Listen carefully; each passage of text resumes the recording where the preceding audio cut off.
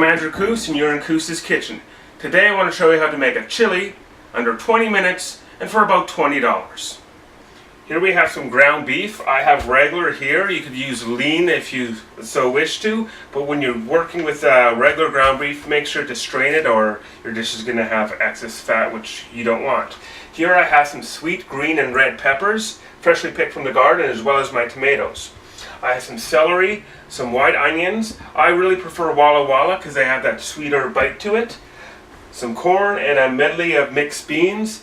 And you don't have to stop there. You could use whatever beans you like, black beans and baked beans, whatever floats your boat. First of all, we're going to need to get our pan heated up with some oil. I prefer olive oil. You could use canola if you want, or usually the best thing is grapeseed oil because it doesn't alter your food's flavor. Bit of oil, and we're going to turn it to a medium on the stove here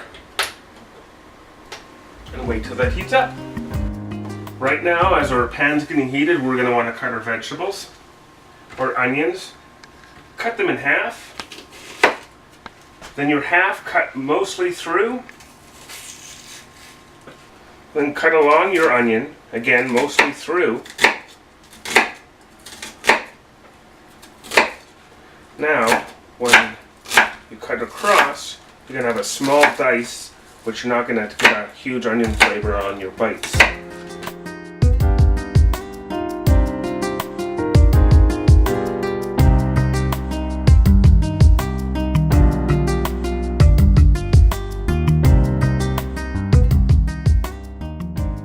Now I'm going to chop my celery. I like to chop mine thin, but not too thin because it's going to cook quickly and you don't want it mushy.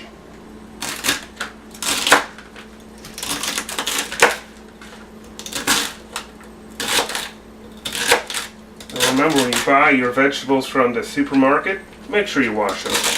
Even though they get washed there, you just want to make sure there's no residue or anything on them. And the great thing about your homegrown ones, you know they don't have any pesticides or herbicides, and they taste far better.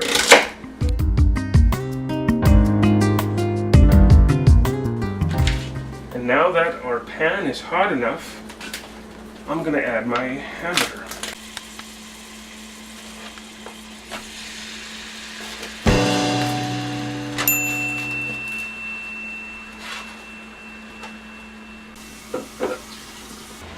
Right now I'm going to brown my meat, then drain it before I add any other of my ingredients. And we still need to cut our delicious fresh peppers. I'm going to cut off the end, slice it in two, and we don't want all those seeds and such, so we're going to just peel them out. And if you really want to, you could save them, dry them, and have your own peppers the following spring. So to de-seed a pepper, cut it in two. Now you want to pull this down so you don't lose any of the flesh. You can use a spoon if you like, but your hand usually suffices. Once you get the worst of it, give it a shake on your palm and it should be all clean.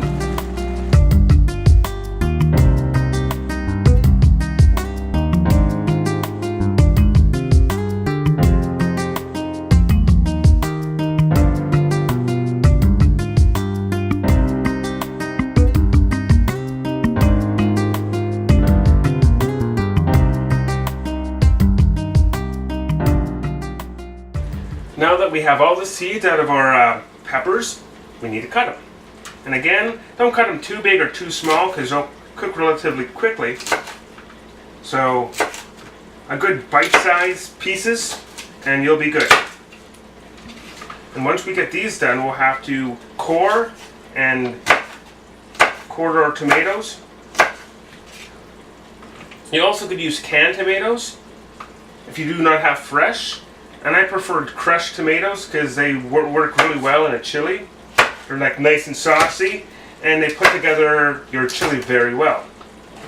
I want to cut my peppers to approximately the bite-sized size, then we're going to work to our tomatoes. If you do not have fresh tomatoes, you could always use canned, and for canned I prefer Unico. I find they have great food consistently, and for a very reasonable price you could get a can for about $1.50 at your grocery store. Now I have my peppers here in their own little bowl, get them out of the way, and we're gonna core and cut our tomatoes. You can cut your tomatoes of whatever size you want. Now to core tomato, hold your knife like that so you have lots of control.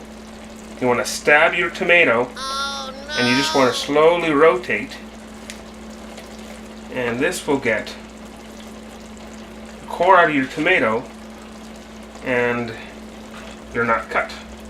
Make sure you hug the knife closely because you don't want it to slip. If you're doing it here, you're going to have less control and far more likely you're going to cut yourself.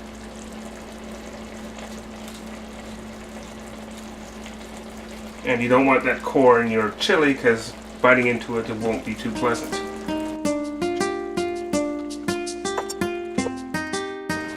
Now once we have our tomatoes cored, we're going to quarter them.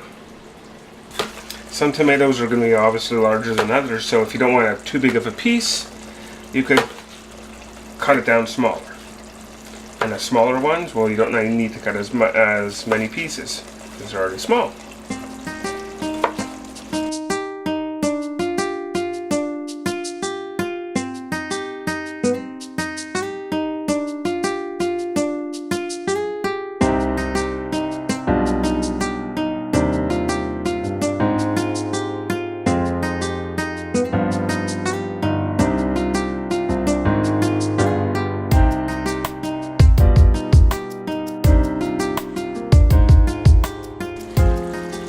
Now you can see our meat's cooked, but we see all this grease that we do need to get rid of, so I'm going to take to the sink where I have a catcher for all this fat, and we're going to drain this.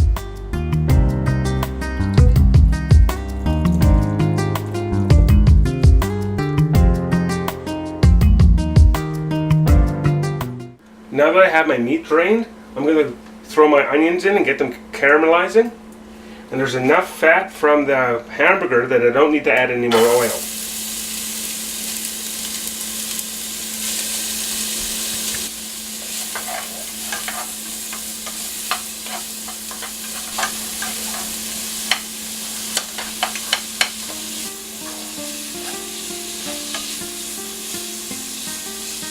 Right now, we're at the point where onions are caramelizing. Caramelization is where sugars are being cooked.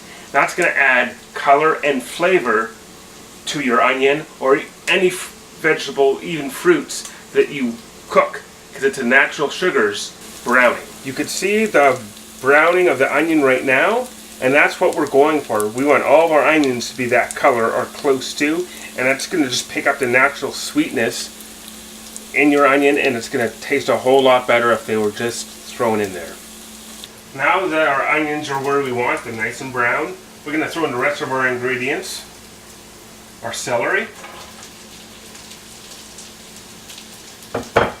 our peppers, tomatoes, corn,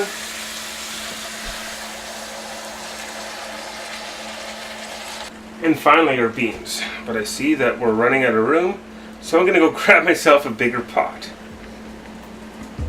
Now that I got myself a bigger pot, I'm going to transfer my chili into it.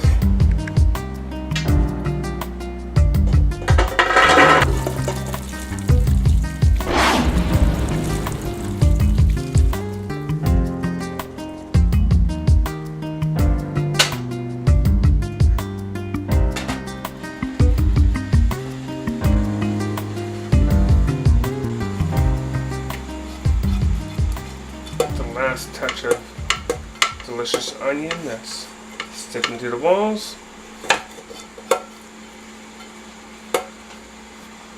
And we could add our hamburger anytime. Now I'm going to stir this up, eventually add my hamburger, and then all the liquids from our fresh vegetables seep out, and at last and not least we'll season. Lastly, we're going to add our seasonings. I'm going to add some salt and black pepper, but I'm also going to put some ghost chili pepper in. Now, ghost chili pepper, this is one of the hottest peppers in the world. All peppers are rated on a Scoville scale. Bell peppers are 0, where we have a jalapeno that's rated about 1600, where the ghost chili is rated about 1.5 million. So it has a bit of a kick. But remember, when adding any seasonings, be it the hot spicy things like a ghost chili or just salt, you could always add stuff. You can't take it out. So just add a tiny bit and adjust the seasonings as you see fit. Right now our chili's where we want to put all of our seasonings in. It's at the point where it's ready. We just need to touch it up.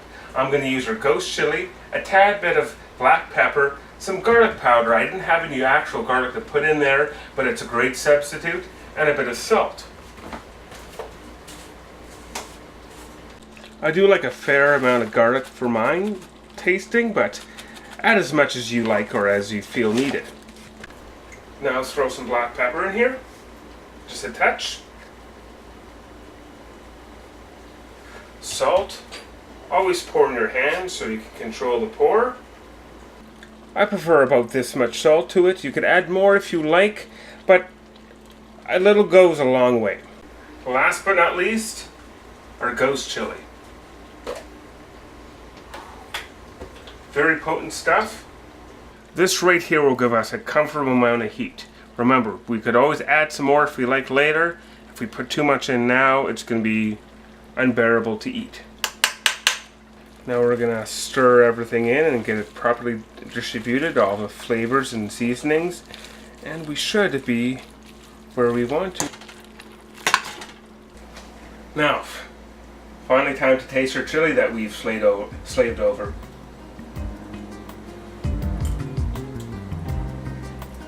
That's great. Great amount of heat, all the flavor. This is good pot of chili. Now let's serve it up and feed it to our friends.